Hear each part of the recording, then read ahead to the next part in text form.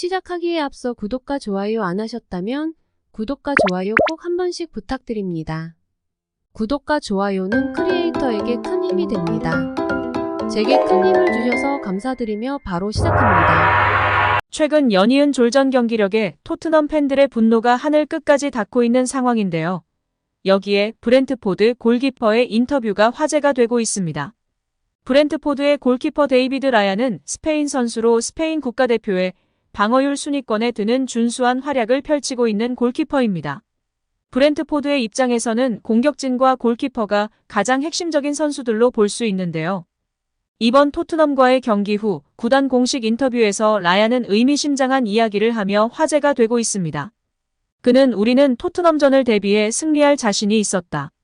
그들은 빠르고 결정력이 좋지만 특정 선수들을 제외하고는 이타적인 플레이가 약하다는 것을 이미 알고 있었다.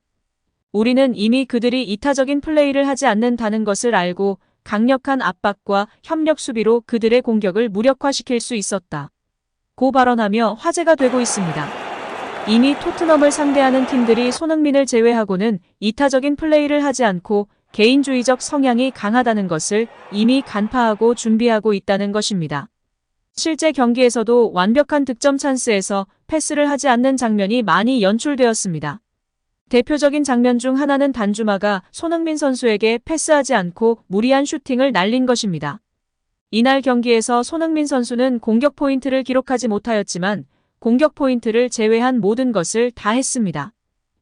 왼쪽 미드필더로 출전해서 가장 높은 양질의 크로스를 제공함은 물론 위협적인 유효 슈팅과 가장 확실한 득점 찬스를 만드는 것도 1회를 기록하였습니다. 현지 평점 3위에 해당하는 기록이었습니다.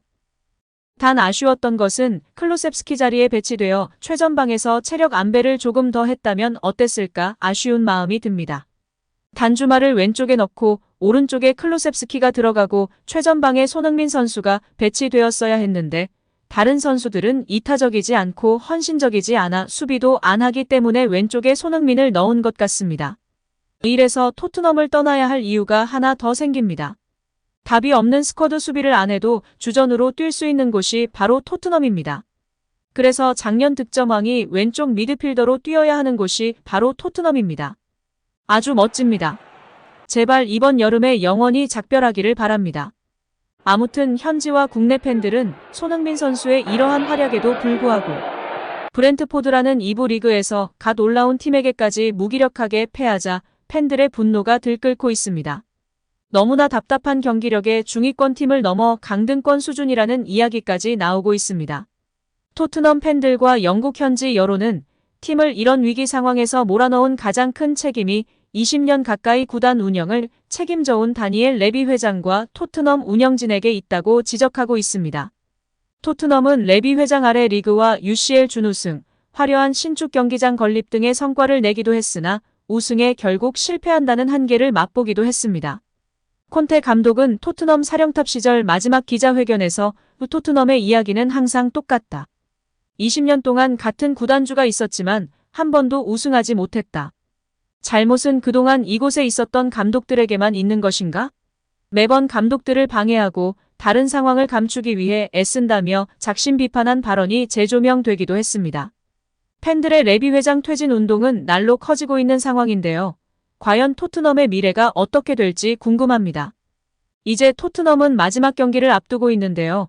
손흥민 선수는 다치지 않는 것이 가장 중요할 것 같습니다. 연이은 토트넘의 경기력을 보았기 때문에 이제 기대하지 않고 심지어 패스조차 제대로 못 주거나 안 주는 토트넘 선수단에게도 정남이가 떨어진 상태입니다. 부디 다치지 않고 시즌 마무리 잘하고 이번 여름 흰색 유니폼을 벗어던져버리는 일만 남은 것 같습니다.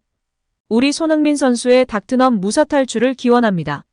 한편 최근 손흥민은 뉴캐슬, 첼시, 리버풀과의 링크가 끊이질 않고 있는데요.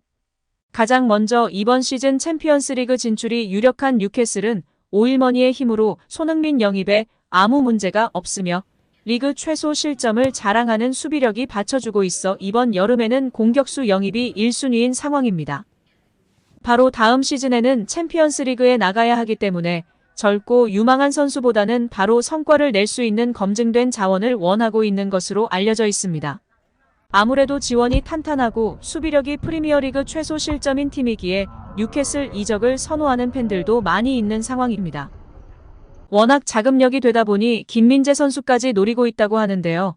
내친 김에 김민재, 이강인, 손흥민 선수 모두 사버리길 바랍니다.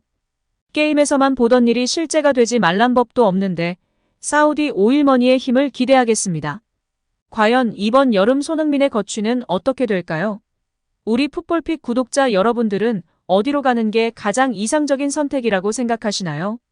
모쪼록 우리 손흥민 선수 부상 없이 남은 한 경기 잘 마무리하시고 가장 원하는 구단에서 행복한 축구하기를 응원하도록 하겠습니다. 오늘 영상은 여기까지입니다. 시청해주셔서 감사드립니다. 오늘도 건강하시고 좋은 하루 보내세요. 다음에도 더 좋은 영상으로 찾아뵙겠습니다. 감사합니다.